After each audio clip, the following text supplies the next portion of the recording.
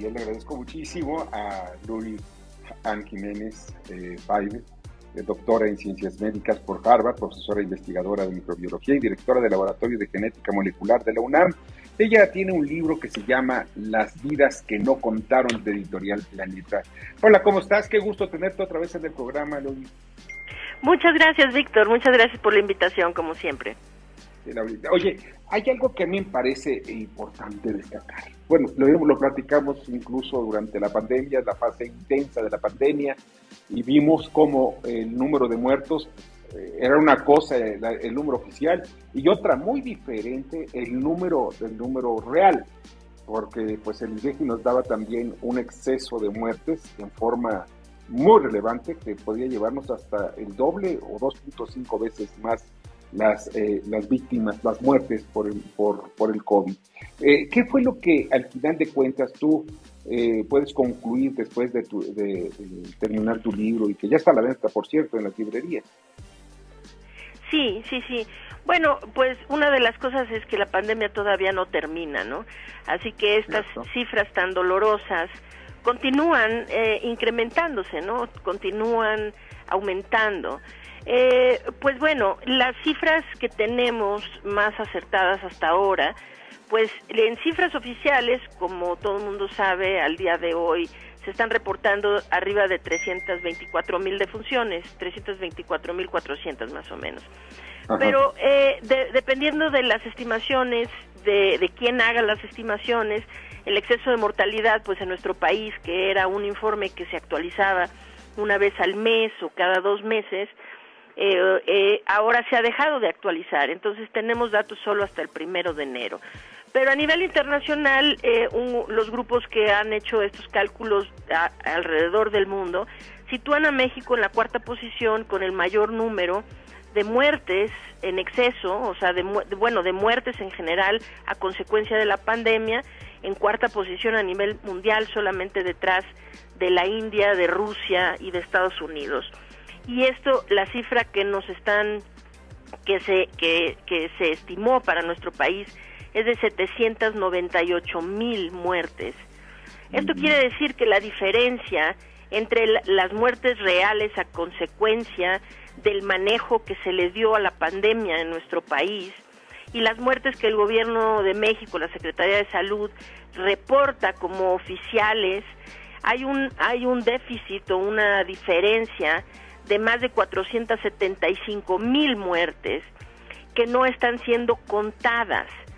De ahí un poco el título del libro, pero claro, el título tiene una doble acepción, ¿no? Un doble significado. Claro. Desde luego, estas son las vidas que el gobierno ha decidido no contar físicamente, no en la acepción de contarlos en números, pero además esto de no contarlos es una violencia adicional a las familias enlutadas que han perdido seres queridos y que no solamente están sufriendo por su pérdida, sino además por la invisibilidad que este gobierno procura todos los días hacer de su tragedia, la normalización de su tragedia, ¿no? Entonces, la otra acepción del título del libro es no contaron, en el sentido de que no han importado, ¿no? Se hace de cuenta que no ha importado que se hayan muerto casi cerca de 800,000 personas, de las cuales, como ya dije, más de 475,000 ni siquiera han sido contadas. Lauri, hay algo que me parece todavía más deleznable por parte de este doctor López-Gatell, que ya lo hemos platicado. López-Gatell para mí ha sido lo más horrendo que pasó. Si la pandemia fue horrenda, él es todavía más horrendo. Y fíjate que aquí me lleva a la reflexión. 8,000 médicos murieron. No conozco bien la cifra, no me acuerdo bien. Pero nunca se han dado ni siquiera el espacio para decirles, ¿saben qué?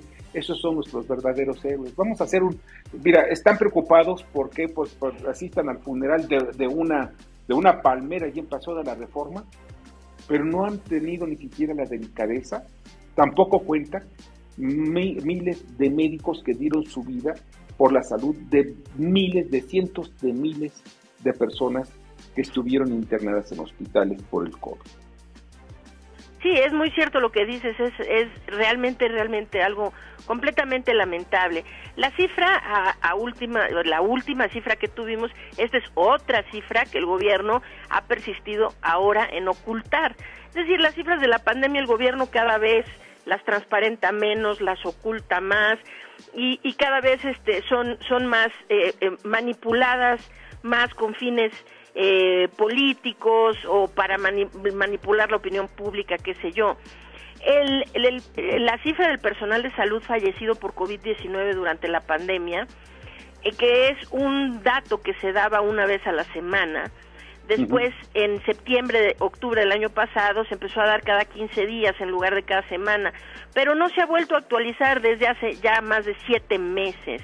Es decir, la última cifra que tenemos es al 25 de octubre del 2021, y en ese entonces México ocupaba la posición número 1 a nivel mundial en este tan desafortunado rubro que es el personal de la salud fallecido por COVID-19.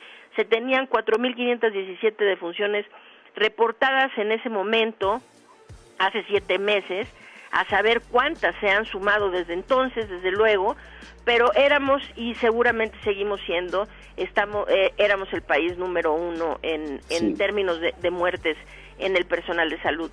Y como dices, es increíblemente lamentable que no se haga. Se hace mención de vez en cuando conviene, a que la imagen política salga a relucir un poco, y entonces se dice las lamentables vidas y se dice nuestros héroes, los médicos, pero decirles héroes no sirve de nada cuando se les abandonó, cuando se les dejó sin equipo de protección personal adecuado, cuando no se les vacunó en tiempo y forma. A todos, hablo de todos, el personal de salud, estoy hablando de los médicos de farmacia, de los paramédicos, de los choferes de ambulancia, es decir, todos ellos son personal de salud, y muchos fueron excluidos inicialmente del plan de vacunación. Entonces, pues decirles, pues sí, nuestros héroes, de vez en vez, cuando conviene a los políticos, pues no nos sirve de nada. Hay que hacer un verdadero homenaje y un reconocimiento. Creo que lo más importante aquí, Víctor, es hacer un reconocimiento de que estas vidas se perdieron y de que esto es doloroso para todo el país. Es decir, hacer un reconocimiento de lo que aquí ha ocurrido, ¿no? Mira, el reconocimiento a los hijos, por ejemplo, decirle a sus hijos, miren, aquí está un memorial. Pues, en lugar de una palmera, que pues, óyeme, qué gran torbez es eso de sandez, estar preocupados por una palmera cuando fue un error. Ya después platicaremos el asunto de la palmera, pero en lugar de eso, pues coloquen un memorial donde se ponga el nombre, el apellido y la fecha en que murió este médico, para que vayan sus hijos y vean, mi padre, ahí está, fue un héroe de la pandemia. Ahí está su nombre, ahí está el esfuerzo que hizo y el sacrificio que hizo por su familia. Pero, en fin, ¿qué te puedo decir? Yo me enojo en ese tipo de sentidos. No, yo creo que a todos nos debería enojar esto, nos debería enojar esto. Es un episodio terriblemente doloroso en la historia de nuestro país, y tienes toda la razón. Es decir, decirles un día héroes porque en una conferencia de prensa alguien se quiere parar el cuello, eso no sirve de nada. Necesitan darle el reconocimiento a largo plazo, histórico, a las personas que cuidaron de nuestras vidas pese a lo mal que se les protegió, al manejo pésimo que se les dio a la pandemia, pero en esta crisis, la peor crisis sanitaria de la historia de México y en los últimos 100 años a nivel mundial, ellos fueron los grandes héroes. Y necesita haber un reconocimiento físico que perdure a través del tiempo de el sacrificio que ellos hicieron por todos nosotros. Y no fue el doctor López-Gatell. Bernardo Sebastián. Rápidamente, porque me queda ya con la sensación de que pues de toda gran crisis tiene que quedar algo, tenemos que encontrar algo bueno. Podríamos tener algo bueno después de esta pandemia. Podríamos decir que no todas son cuentas negativas. Pues hasta el momento no veo que es decir, alguna acción que podamos destacar como positiva, ¿no? Vamos a decir, la vacunación parecía que iba a ser eso, ¿no? Que se habían cometido muchos errores en en la contención de la pandemia, en el manejo inicial, en tratar de contener la propagación del virus, y se hicieron muchísimos errores que siguen aún haciéndose. Pero cuando inició la vacunación, pues parecía que ahí se iba a hacer algún tipo de redención, ¿no? Se iba a hacer una rectificación de todo eso, y que la vacunación iba a finalmente terminar siendo, bueno, ok, pero vacunamos muy bien. Fuimos el primer país en Latinoamérica que empezó a vacunar contra COVID-19, y hoy somos de los peores países en Latinoamérica en términos de cobertura. Es decir, todo es como una llamarada de petate en donde se hace un gran anuncio de que aquí nuestras autoridades trajeron vacunas, empezamos primero. Sí, pero después ya no dicen nada cuando estamos hasta el final de la lista de todos los países latinoamericanos, ¿no?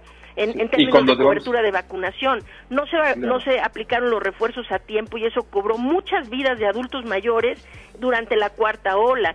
No se han aplicado en tiempo y forma las vacunas a los menores de edad, y eso cobró muchas vidas de menores de edad durante la tercera y la cuarta ola. Entonces, pues la vacunación hubiera podido ser eso, ¿no? Un poquito de redimir todo esto, pero no fue así. En realidad... Y se están echando a perder, están echando a perder miles de vacunas. ¿Todo por qué? Porque fueron tan miserables de no entregarlas a tiempo. Oye, Lauri, de verdad, Lauri, te agradezco muchísimo que hayas estado con nosotros esta noche. Al contrario, muchas gracias por la invitación. Siempre un placer estar en el programa. Gracias a ti, te agradezco mucho, y tu esfuerzo es muy importante. Pasa excelente noche. Gracias, buenas noches. Buenas noches.